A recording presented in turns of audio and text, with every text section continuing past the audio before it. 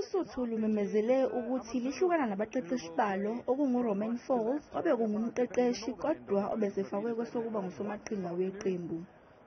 U-Ayanda Dlamini yena wathatha esokuba yibamba mqeqeshi kuleli qembu kwaze kwaphela isizini ka-2022-2023.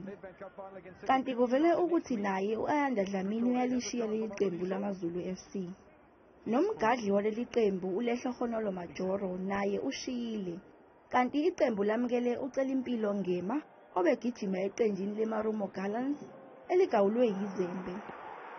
Umengameli waleli qembu uSandile Zungu uthi iqembu lamaZulu linomlando omkhulu okumele liwugcine kubathandi bebhola kuleli.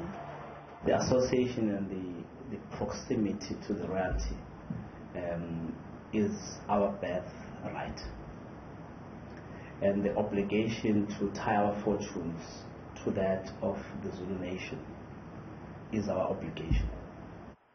Uphinde waveza ukuthi beqalile ukuba nezingxoxo nabaqeqeshi abahlukene abafisa ukucija iqembu. We are talking to a number of coaches, both local and international, to see how they can assist AmaZulu in this season and beyond. Leli qembu liveze ukuthi kukhona abadlali abazokhulula abanye baye emaqenjini amanye.